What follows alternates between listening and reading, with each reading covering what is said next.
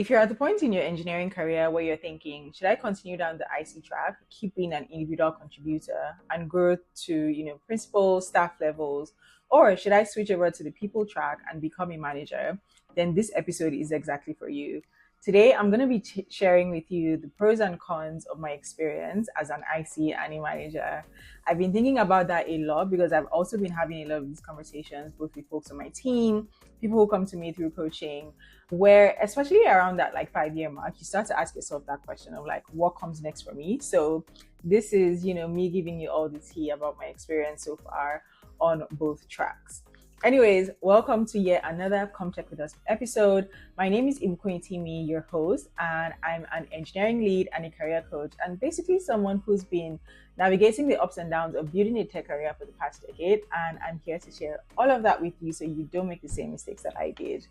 So to kind of kick us off in the episode, I'm going to be reflecting on my week, or just like sharing my reflections at the moment. If you've been watching the podcast, you definitely noticed that I'm in a new space. And so I'm in New York for the very first time on my very first like sponsored trip with Datadog. So I'm here attending the Datadog conference, which is focused on observability. And it's been such an amazing and surreal experience to be here, to be honest. First of all, many years ago when I was making my Datadog course, and like writing about Datadog and observability, I didn't realize that like this is where it would land me. And so it's exciting to, be here and to look back, especially just like at this point where obviously like having to do the podcast and content creation, all of that alongside building a career actively and, running a business is definitely like really challenging. And so it's kind of good to be able to like look back and see that all of that hard work, gets recognized. And so it's fun. I've also not been in the US before. So this is my first trip to the US, my first trip to New York. And so it's really exciting to be here and to be learning from so many amazing people's like experiences. And I really love, going to conferences because I find that this is really an amazing way to learn, and get up to speed with what's happening in the industry and be able to like compare your own team's operations. And so it's really exciting to be here, essentially, is, what I'm trying to say. I was just looking through my stats earlier in the week, and I think my Datadog course is about to cross like 15,000 learners, which is mind blowing. But anyways, to be here is honestly really exciting.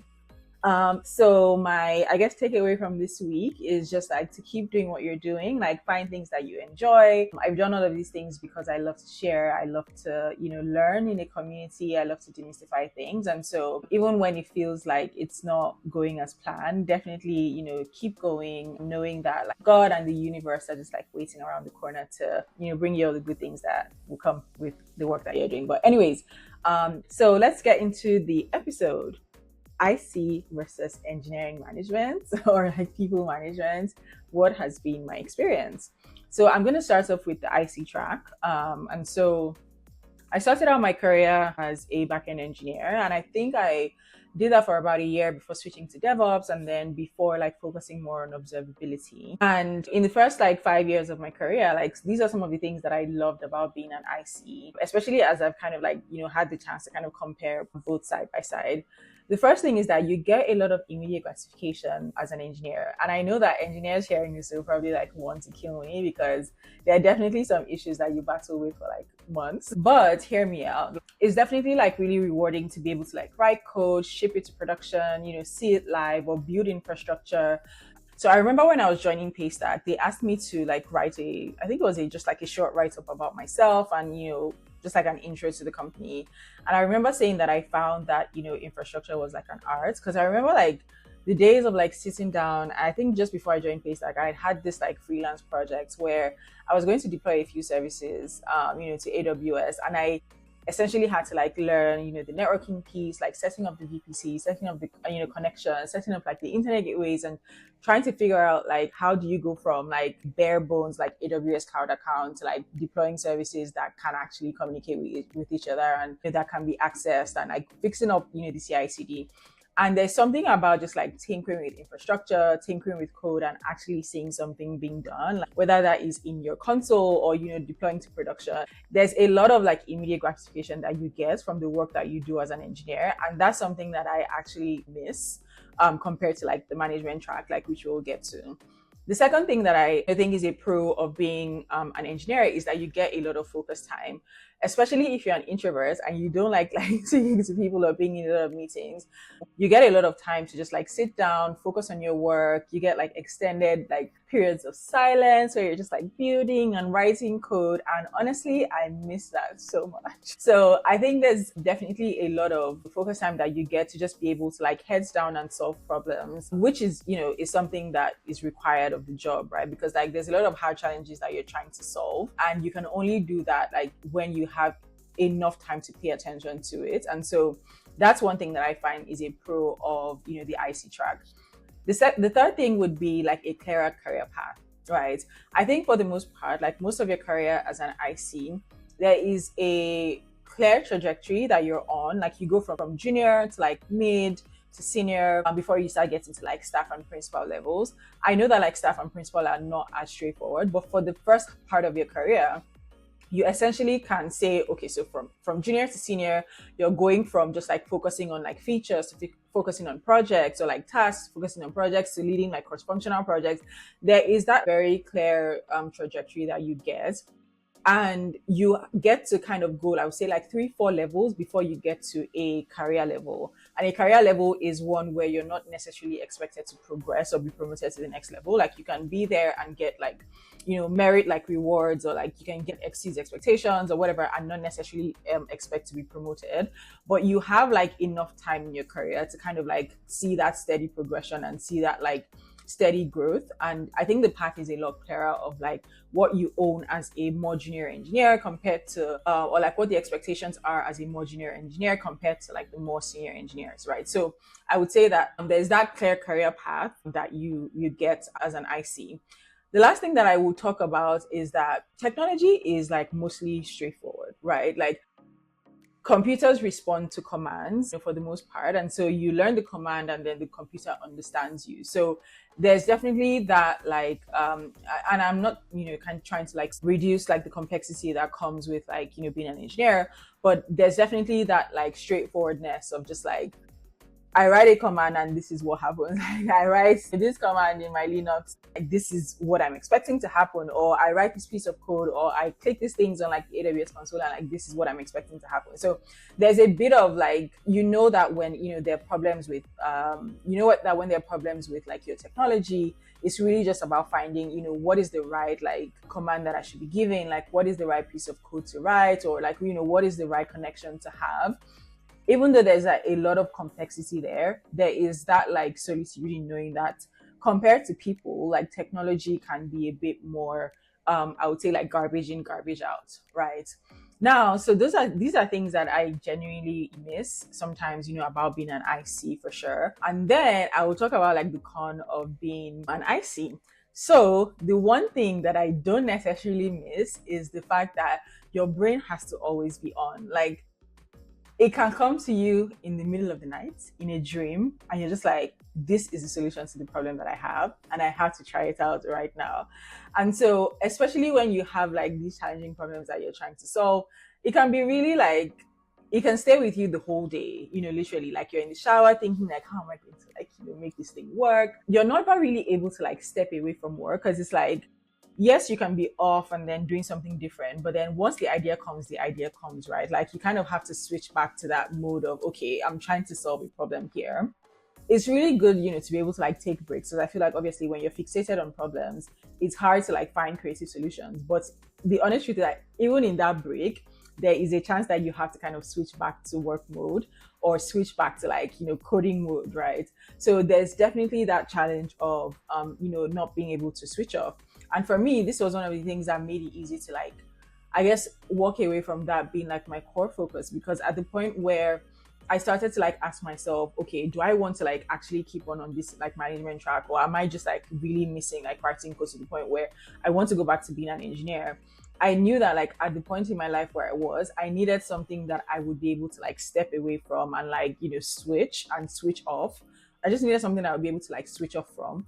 And so that was one of the things that made it easy for me to just like make that decision, right? Just based off of where I was personally, in my personal life, not necessarily like thinking about just like only my career. And obviously like being a mom as well and having like moved at that point, I really wanted to be able to like have something where in the middle of the night, like I'm not necessarily like thinking about code and I can just kind of, walk away and be fine. And that's just like my own personal, what I needed at that point. The other thing is that like if you're on call, you have to be on 100. Obviously, you can sleep, but then if something happens in the dead of the night, you have to wake up and be like, okay, so how do we troubleshoot this Kubernetes issue? And you have to go because like the company is depending on you. That's why you're on call. So there is a lot more expectation to be switched on, for extended periods of time, for, almost forever, really, because you're always thinking about the problems that you're looking to solve. And so that makes it a bit more challenging to switch off. Now, I would say like that's like the only thing that comes to mind for now, but that for me was definitely like a huge thing. And obviously happy to hear like what other people's experiences are, especially if you've seen both sides. I know that there are people who have gone from like being an IC to being a manager to like going back to being an IC. But in my case, like I went from being an IC and I'm still a manager, so I'm going to be able to like talk about that experience as well. But in any case, like before moving on to the manager part, like the thing that I would say as an IC is that like it is really, really impressive work. Like I'm constantly just like impressed with like what my team is able to do. I also am married to a software engineer as well. And so I'm like, when you think about like all the products and the things that you see and how they all work on the back end, there's a lot of complexity that goes into it, to where I feel like having software engineering, as a skill, and as a career is something where honestly, like you should honestly be really proud of yourself and proud of the complexity that you're able to handle and the things that you're able to build. And so, I would say like that's my general just like impression about being a software engineer and continuing to be on the IC path. Now that takes me to the other side, which is being a manager. And for the manager role, I'm going to start with the cons, right? Because I already spoke to some things that I liked about being an IC, and I think they're like a direct, opposite for being a manager. So I'm going to start with those first. The first one is that being a manager, you definitely have to like accept the fact that it's a role where there's a lot of delayed gratification compared to being an IC where like you write code, you deploy to production. Being a manager, you have to work with people, and people are unfortunately not as like straightforward as computers. You have to invest like months or even years sometimes, like depending on how long you're working with a team, to really sometimes see the impact of the work that you're doing. So take for example, if you think of the average person, like they're working on a promotion for like 6 months to a year, meaning that you're basically coaching, working with that person, supporting them, giving them feedback continuously until they land that promotion. So it's not as like short term as the IC track.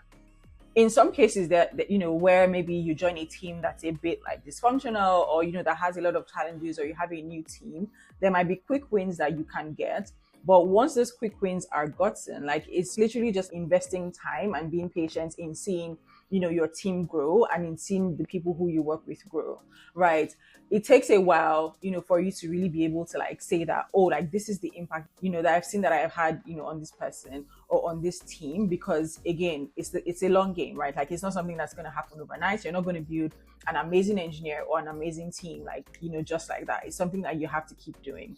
The second thing that I would talk about, like that's the opposite of being an IC, is that focus time, just say goodbye. Well, not really, right? But it's something that you really have to fight for. Like being an engineer, you might not have as much meetings, or you might not have as many things vying for your attention. As a manager, you have to almost be everywhere at the same time. Like, and there's so many things that are going on as once that are almost of like equal importance. When you think about it, you have to join the same meetings that your team joins. You have to have your one-on-ones. You have to meet with your stakeholders. You have to meet with your colleagues, like your peers. You have to like think about hiring. You have to think about planning. You have to think about like random things that are going to come up. You have to think about people issues. Like even the people on your team are going to create problems for you.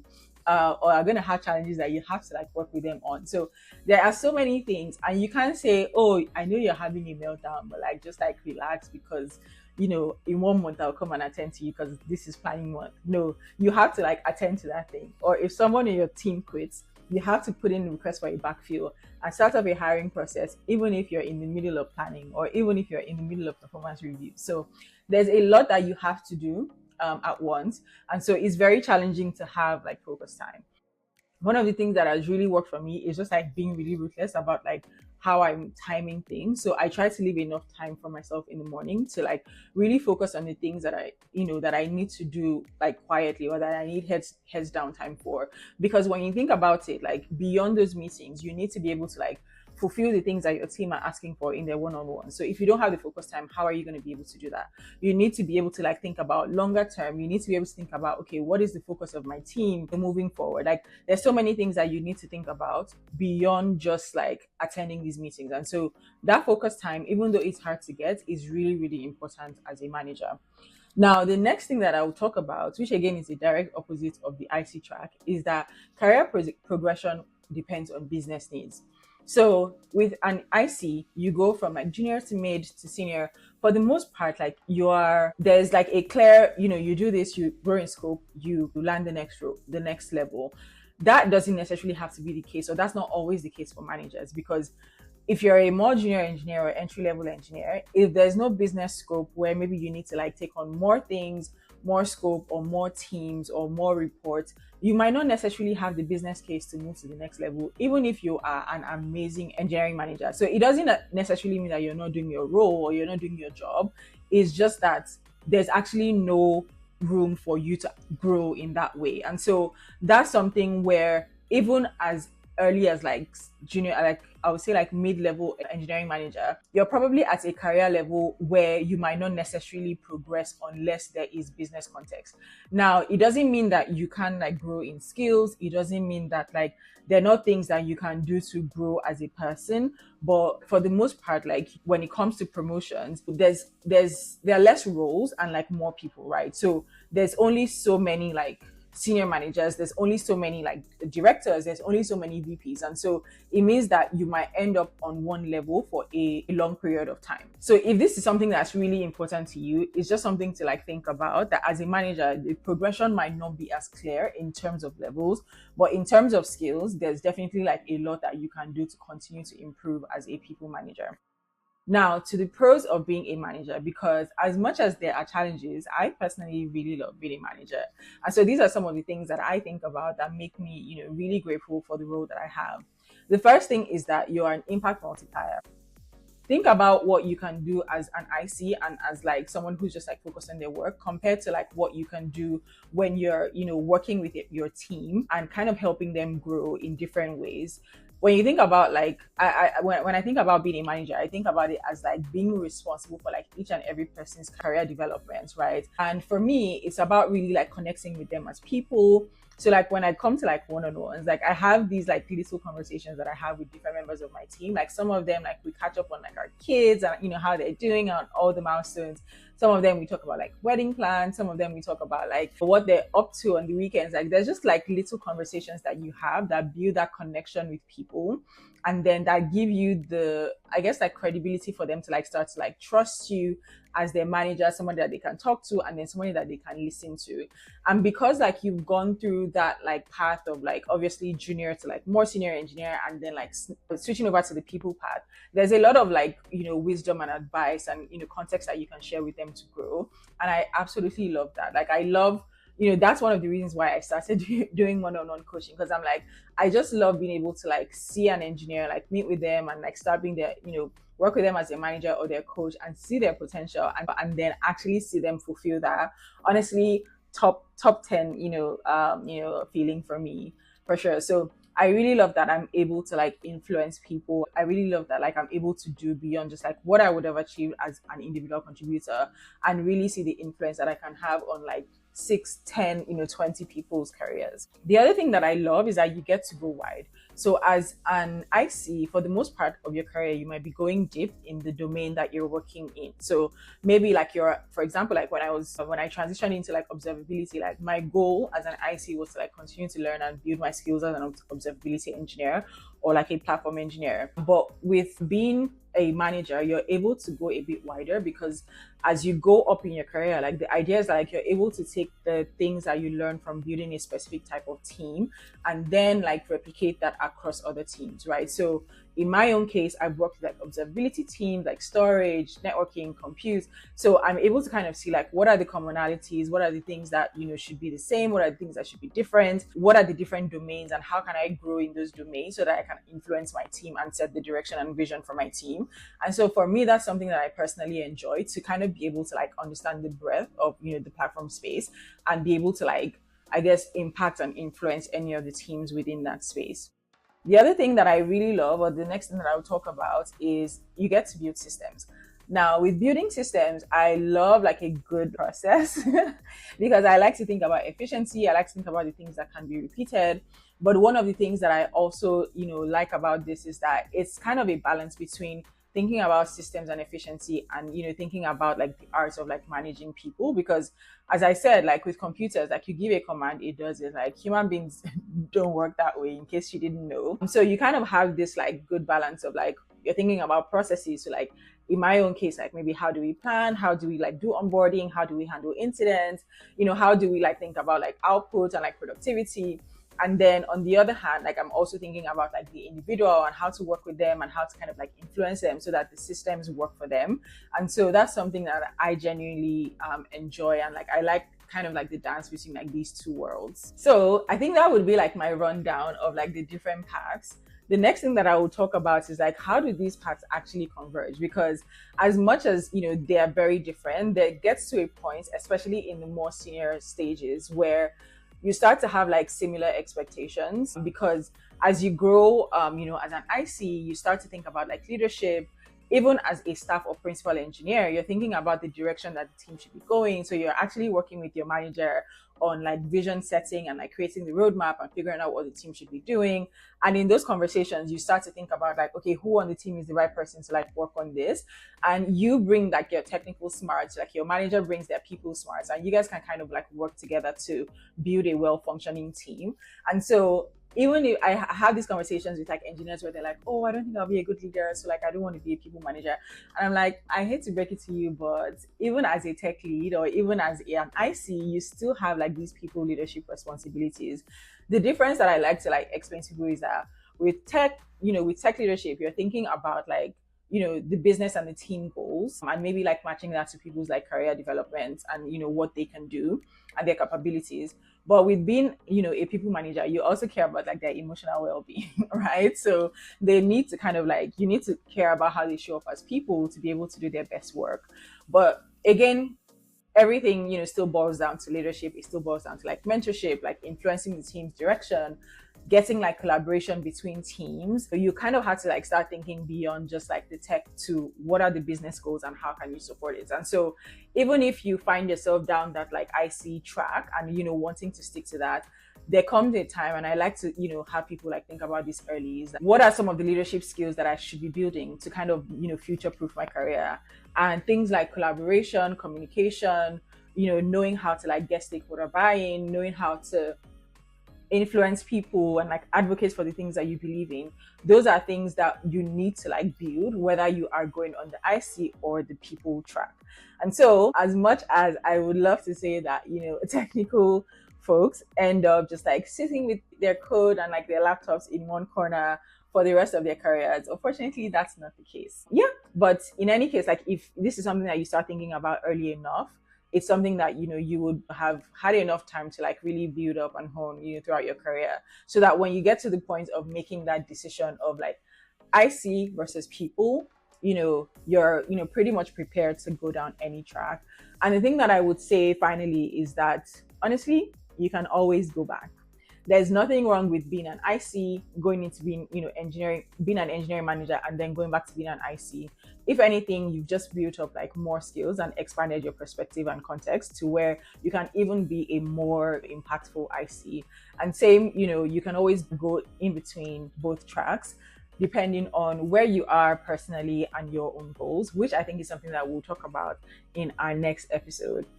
Yeah, so that's it. I hope you learned something from my own experience and my own point of view.